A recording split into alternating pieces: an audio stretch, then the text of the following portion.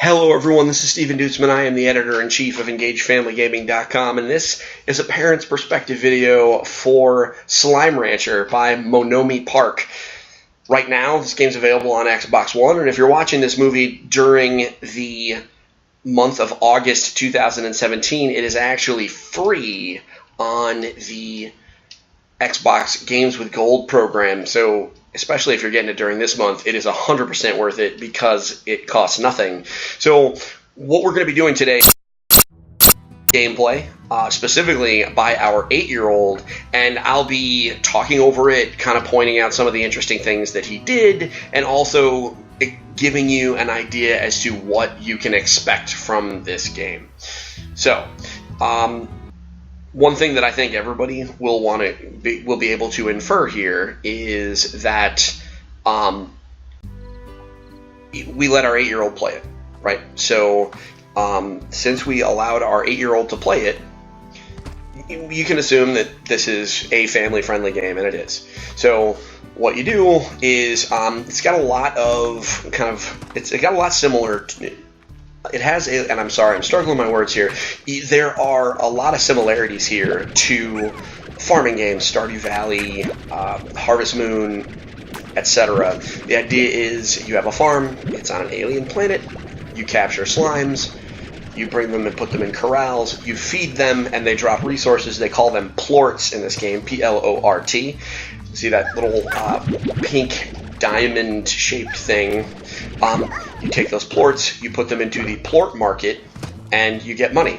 So you also have a world that you can explore. So this is what he's doing now. He kind of ventured away from his base. If you look in the upper left-hand corner, you see that it says it's like 7:50 a.m.-ish. What that does is you don't want to be out at night because there are different critters that you will see then, and they get to be more dangerous. There are some achievements and things like that for being out late, but it definitely has a time management aspect. As you can see here, he is platforming quite well, actually, to try and navigate to this island, which has a giant slime. Not sure what he's hoping to accomplish here, but with these giant slimes, you actually need to feed them a certain amount of money, or food rather, and they turn into a giant pile of resources.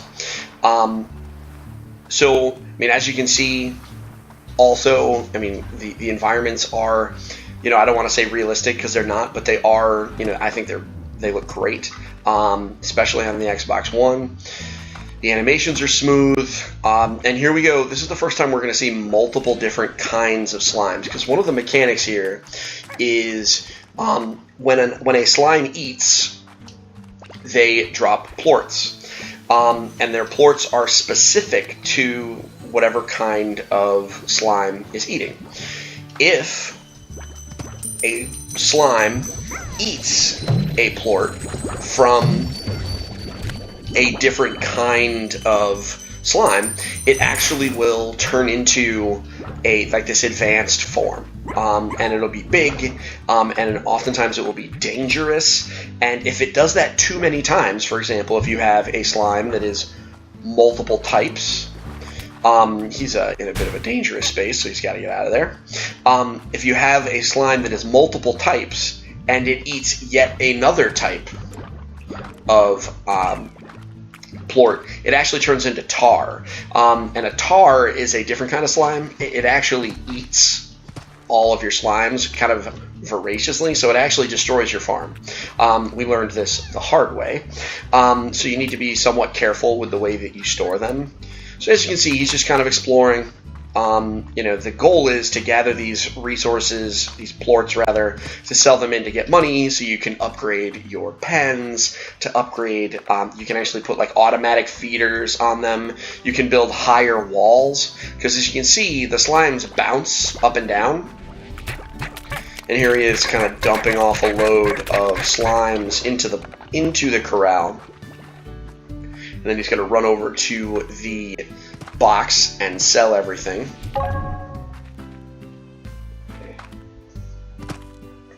And if you look, you'll see, well, we'll see, we'll probably get a better bet, but over here he has an orchard which drops a bunch of fruit. these plots. You can kind of choose what you want to put there. Do you want to put a pen? Do you want to put a chicken coop?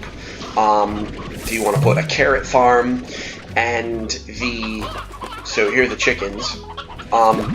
It's worth noting that the chickens will actually, like the slimes rather, will eat the chickens, so you don't want to just hand that to them, because if you put the chickens too close to them, they will actually go nuts and eat them.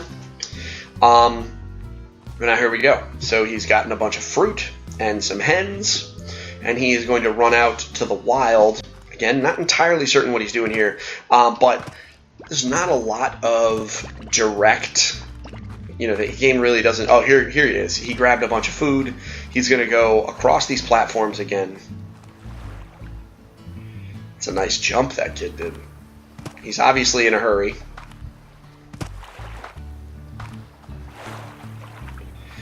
So he's going to go, he's going to launch all this food into that slime, and let's see what happens.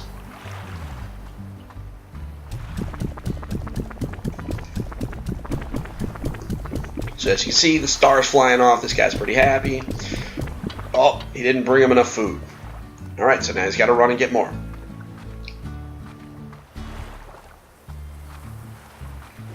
It's a pretty significant investment to feed this thing, so we got to hope that it works out. But what's cool is there is food out in the environment. There are carrot plots, and there are so there's places where you can get carrots. There's places where the berries kind of grow on branches, and they spawn like every couple of in-game days. Oh, there you go. He's got to get that thing. So that's a chickadoo. That is a baby chicken that will turn into a adult chicken. The slimes don't eat baby chickens, which I thought was kind of cute. They let them grow, but as soon as they grow up, which usually takes a couple of in-game days, they chow down on them. So keep that in mind. So there he is, depositing the chickadoo into the chicken coop so it will grow. I'm going to go drop off some plorts. If you can see on the lower left, the circle, the coin-shaped thing, that's his money. Right now he's got about 282. Oh, so here he is. He's just ending everything here. No, he definitely wants to get that slime. So what's cool about these trees is when the fruit is fully ripened, it actually will fall off the tree and sit there for a little while, so that you don't have to go without, or so that it doesn't stop growing. Like it'll just keep growing them, which is kind of neat. So here he goes. Let's see what happens. He is determined. And the fact that he hasn't fallen on this is actually pretty impressive to me. Nice first-person platforming. It's always, when you're playing first-person shooters, and most, experienced gamers will confirm that it's really hard to platform in first-person games. Oh, here he is. Boom. All right, so he turns into a bunch of pink slimes. Oh, a key.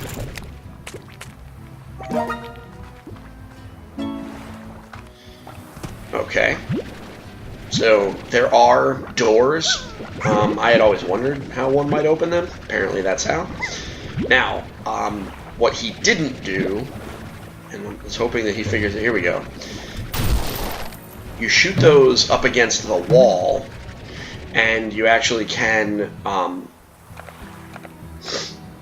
actually break them, and they turn into, and they open up, and there's money inside, and usually there's some other stuff.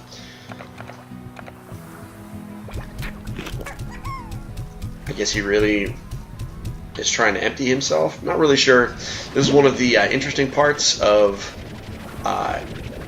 watching a 8-year-old play a game, because sometimes they do things that doesn't make a lot of sense.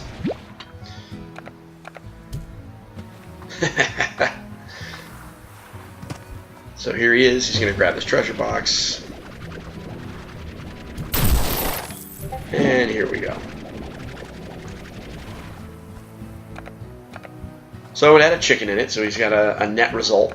So this is a stony hen. Now you notice that he's got a couple different kinds of, like this heartbeat is a vegetable. The pogo fruit is a fruit.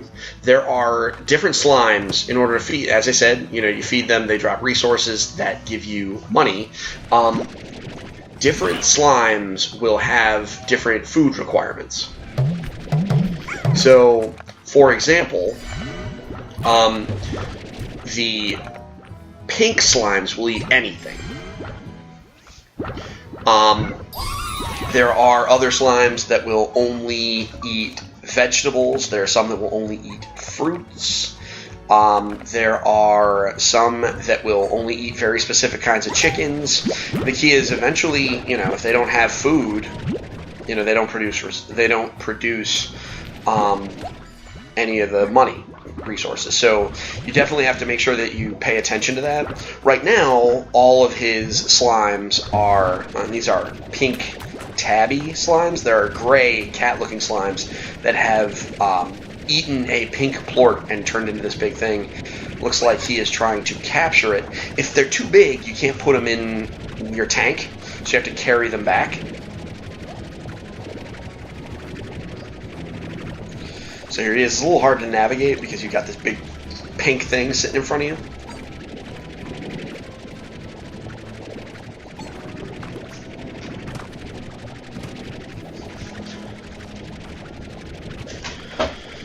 So, yeah, he's trucking back. I'm not sure where he's going to put it. He only has one tank.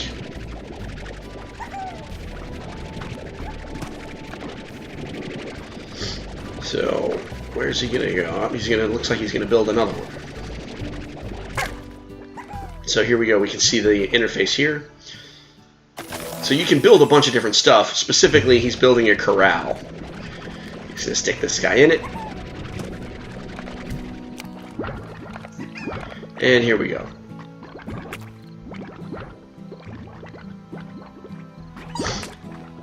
So you see how this only has one, there's an option to build higher walls. This is our middle son's biggest and highest priority. He really wants high walls. He tries to do that first, which is interesting. So here he is. You go to bed, you sleep, fast forwards it to 6 in the morning. And this is you, basically.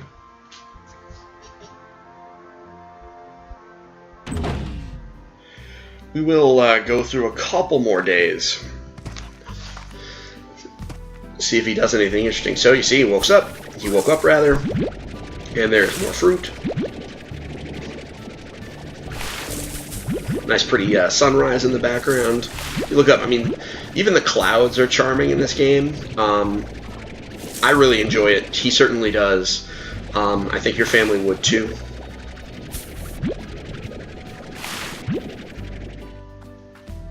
Alright. So there is a chicken.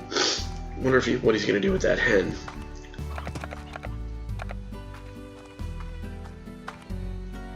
Oh, here he goes. He's going to empty his money. Now, one thing, if you look at that board, this is kind of a good opportunity for the pause. If you look at that board, you'll see that there are numbers and that they are kind of updating and changing a little bit. What's interesting about this is a marketplace where the values of the different plorts will change from day to day. So what that means for players is they have an opportunity to, let's say they have something that has a big swing. Some days it's worth almost nothing, some days it's worth a lot. You can kind of hold on to what you have, and you can, and what you can do is only cash it in when it's at its peak, as you learn more of these things. In this game, there are 2 game modes. The basic game mode, which he's playing right now, lets you play for as many days as you want. But there is a 5-day challenge where maybe that's not so much of an option, where it's really just a foot race to see who gets the most. And 5 days is actually pretty quick. So that's interesting. So, I mean, here we are. I mean, here he is shooting all these pogo fruits into the cage, and you can see the pink slimes are just going crazy. And all the plorts on the ground. So one thing that we have found is kind of useful in this game is we just run in, and rather than trying to capture just one thing, we just eat up everything. And then when we are full of pink slimes, we just shoot them back in, and ideally we will have picked up all of the appropriate plorts that we were looking for. Certainly saves time, and also kind of helps you keep track of how many slimes you have in a given pen. You know, I'm not sure what he's doing here. I think he's ejecting some of them into the sun. Well, not really into the sun, but he's going to shoot them off a cliff because he's trying to keep a smaller number in his pen.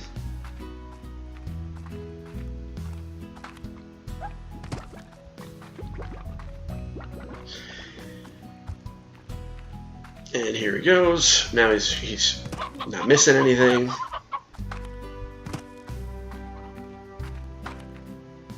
Or at least I didn't think he was missing anything.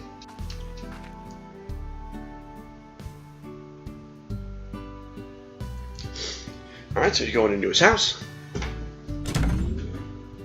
I mean, it's only 9:30 in the morning, so my hope is that he's not deciding to sleep right now, but you never really know.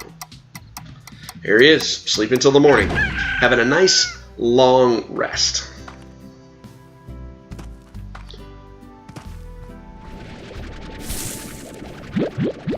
Alright, I kind of see what he's doing. He's just really trying to get more money. So, you sleep, the trees grow, then you can go feed, and then you don't really have to think about it too much.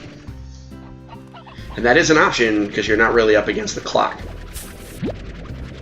As I said, this is a pretty relaxing game. There's lots of different stuff you can do, but you don't really have to freak out about it. So there he is.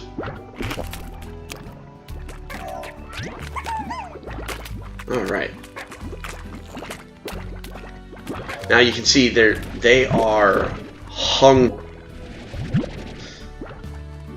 So they will jump on each other and bounce out. If you have too many of them, they will actually climb up enough on each other that they will get out, and it's a giant mess.